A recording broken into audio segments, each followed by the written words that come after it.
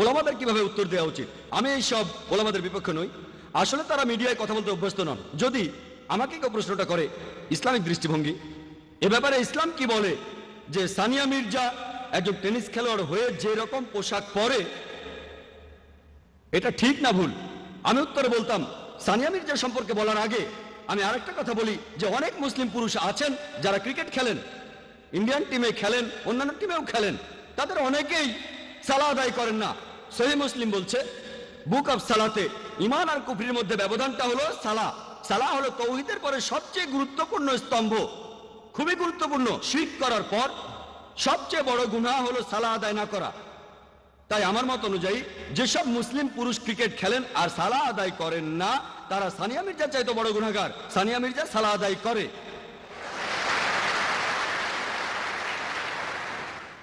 মুসলিম অভিনেতা অভিনেত্রীরা তারা পর্দায় শিরক করছে, তারা বড় গুনাহগার।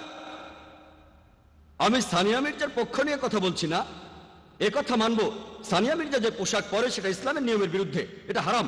তবে এই কথা বলার আগে আবহাওয়াটা বদলে দিলাম, এটাই হিকমা। পরিস্থিতি বদলে দিচ্ছি। যখনই বলছি খ্রিস্টান ধর্ম এটার বিরুদ্ধে তারা তখন চুপ হয়ে যাচ্ছে, হিন্দু ধর্ম এটার বিরুদ্ধে চুপ হয়ে যাচ্ছে, ইহুদি ধর্ম এটার বিরুদ্ধে তারাও চুপ হয়ে যাচ্ছে। আমি ক্রিকেট খেলা নিয়ে বলেছি, আমি সুইমিং নিয়ে বলেছি, তারপর যখন উত্তরটা দিলাম যেটা হারাম তখন এই উত্তরটা তাদের গলা দিয়ে নামবে, তা না হলে উত্তরটা তারা হজমই করতে পারবে না।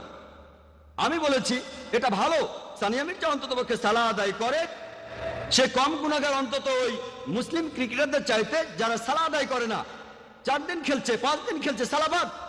আল্লাহ আমাদের সালাহ আদায় করার নির্দেশ দিয়েছেন। হয়তো ভবিষ্যতে সানিয়া মির্জা ইসলামিক পোশাক পরবে ইনশাআল্লাহ। তারপর সে পুরুষদের সাথে খেলতে পারবে কি পারবে না সেটা আরেকটা ইস্যু। কিন্তু আমি এমন ফতোয়া দিচ্ছি না যে সে যা করছে ঠিক। তবে মুসলিমদের এটা জানা উচিত কিভাবে টেবিলটা উল্টে দেওয়া যায়, কিভাবে হিকমার সাথে উত্তর দেওয়া যায়। যখনই আপনি এভাবে উত্তর দেবেন তখনই সবাই চুপ হয়ে যাবে। দুর্ভাগ্যজনকভাবে আমরা মুসলিমরা মিডিয়ার সামনে নিজেদেরকে হাসি পাত্রে পরিণত করছি। সাধারণত আমি মিডিয়ার সামনে কোনো ইন্টারভিউ দেই না। কেন? ধরুন আমি 5 মিনিট ধরে একটা প্রশ্নের উত্তর দেই, বেশিরভাগ সময়ই তারা উদ্দেশ্যমূলকভাবে এটা এডিট করে আর আমার বক্তব্যটা বদলে দেয়।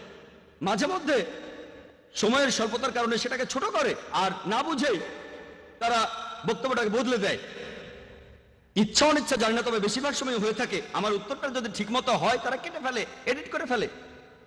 তারপর উত্তরটা শুনে অন্যরকম মনে হবে, অথবা না বুঝে শুনে ছোট করতে গিয়ে আমার বক্তব্যটা অন্যরকম হয়ে যায়। এজন্য ইচ্ছে করেই তাদের আমি এড়িয়ে চলি। যদিও অনেক মিডিয়া থেকে আমাকে আমন্ত্রণ জানানো হয়, অনেক আন্তর্জাতিক মিডিয়াতে ইন্টারভিউর জন্য ডাকা হয়, আমাকে বেশিরভাগ সময় এড়িয়ে চলি। ইনশাআল্লাহ যখন আমাদের চ্যানেল হবে তখন সঠিক চিত্রটা তুলে ধরতে পারবো। আমাদের টেপের কপি দেবো, যদি দেখতে চান এটা দেখেন, যদি এডিট করেন আমাদের চ্যানেলে সম্পূর্ণটা দেখাবো ইনশাআল্লাহ।